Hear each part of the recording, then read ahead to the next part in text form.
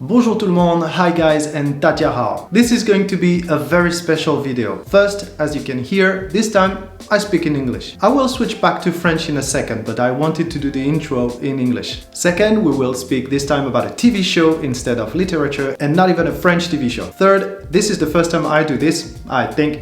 I will ask you to stay with me until the end of the video. I have a small gift for you there and a very important message. Otherwise, you can just go straight to the last 2 minutes. Et maintenant, on revient au français. Je dévore les séries télé. Bon, un peu moins depuis quelques années, mais quand même. Et parmi toutes celles qui m'ont le plus marqué, je peux citer Kaamelott, forcément, Three Kingdoms, bien entendu, et Battlestar Galactica. Battlestar Galactica est une série de science-fiction diffusée entre 2003 et 2009 qui a ravi toute une génération. Plusieurs générations même, puisque c'est une version réimaginée et pas mal améliorée d'une série télé du même nom de la fin des années 70. Oui, bon, je sais, beaucoup d'entre vous ne sont pas fans du genre, mais c'est pas grave, parce que Battlestar Galactica, c'est bien plus que de la sci-fi. L'histoire se passe dans un autre coin de l'univers, ou de la galaxie. Les humains habitent sur un réseau de 12 planètes, les 12 colonies, et sont en guerre avec une race androïde, les Cylons, qu'ils ont eux-mêmes créés. Bon, comme quoi, il faut faire un tout petit peu gaffe avec l'intelligence artificielle. Les Cylons sont à la base des êtres de métal, mais ont réussi à créer des versions de chair et de sang qui ressemblent en tout point de vue à des humains.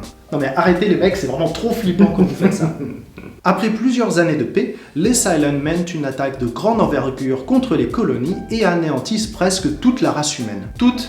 Non, car un certain nombre de vaisseaux ont réussi à s'enfuir dans l'espace où ils sont protégés par le Battlestar Galactica, un vieux vaisseau de guerre sous le commandement du très sérieux et charismatique Bill Adama, joué par l'excellent Edward James Olmos. Cette flotte de vaisseaux part alors à la recherche d'un nouvel endroit habitable, transportant les 50 000 derniers humains en vie, tout en essuyant les attaques des Cylons et en essayant tant bien que mal de maintenir la cohésion d'un équipage infiltré par les agents secrets de l'ennemi. C'est plein de batailles dans l'espace, de phrases un peu bizarres du genre Recover fighters. Stand by to jump. et de jurons qui nous viennent d'un autre univers. Frack me. Oh, frack! Frack, get me out of here! Oh, frack me. Bon, tout ça, c'est pour la partie sci-fi. Mais bien au-dessus de cela, cette série aborde de nombreux thèmes beaucoup plus profonds. Très vite, la science-fiction devient un cadre à l'histoire et non plus l'histoire elle-même. L'histoire pourrait se passer sur la mer à l'époque des pirates, dans un cadre gréco-romain ou dans le désert, ce serait tout aussi bien. Limite, de ce point de vue, c'est plus une série post-apocalyptique qu'une série de science-fiction. De nombreux thèmes ancrés dans la réalité se retrouvent dans Battlestar Galactica. On y parle bien sûr de la terreur de la guerre, de résistance. Ah bah voilà un thème bien français. Je me disais j'allais trouver un lien avec la France. De religion, d'amitié, d'amour, de trahison, mais aussi de camaraderie, de politique, de religion, d'histoire et d'autres sujets plus précis et tout aussi importants. Des thèmes que l'on n'a pas forcément l'habitude de voir abordés avec autant de réalisme dans une série sci-fi. Mais la raison du succès de cette série, en plus de tout ça, c'est son casting de ouf. Il y a trop de bons acteurs dans cette série pour tous les nommer, mais on a déjà cité Edward James Olmos, ainsi que son fils dans la série, Jimmy Bamber. D'ailleurs, son vrai fils, Buddy Olmos, est aussi dans la série. On y retrouve aussi Mary McDonnell dans le rôle de la présidente de la flotte. Et si votre mère est un peu comme la mienne, Mary McDonnell a fait partie de votre enfance avec son rôle dans Danse avec les loups. James Callis dans le rôle de Gaius Baltar, le scientifique que l'on aime détester ou que l'on déteste adorer. Parmi l'équipage, nous retrouvons Katie Sackhoff dans le rôle de Kara Thrace et Tamo Pennicott bluffant dans le rôle du lieutenant Agaton. Sackhoff, Pennicott, ils sont un peu bizarres tous ces noms, non? Grace Park dans le rôle de... en fait elle en a plusieurs. Et Aaron Douglas qui joue le rôle du Chief Petty Officer. Ah bah voilà, Park, Douglas, on est revenu dans le classique là. On note aussi la performance de Donnelly Rhodes qui a été plus que superbe dans chaque scène où on le voit. I don't know what to say. Sans oublier l'excellente Tricia Helfer dans le rôle du Cylon numéro 6. Tricia est juste magnifique dans ce rôle. Ses rôles d'ailleurs, parce qu'elle en a plusieurs. Tricia, j'ai pas le droit de dire trop de bonnes choses sur toi parce que ma femme est juste de l'autre côté de la caméra. Mais vraiment, j'en pense pas moins, hein. I heard you. Ah, damn it. Et enfin, Michael Hogan. Michael joue le rôle de l'irascible second du Galactica, Saul Tigh. C'est tout simplement mon personnage préféré de la série. Une sorte de Bill Burr de l'espace. It's in the ship. It's in the fracking ship. Michael donne une dimension extraordinaire à cet homme plutôt ordinaire en fait. Taille et borné, pas aimable pour un sou et très susceptible. Ah bah il pourrait être français en fait. I got one job here, lady, and one job only.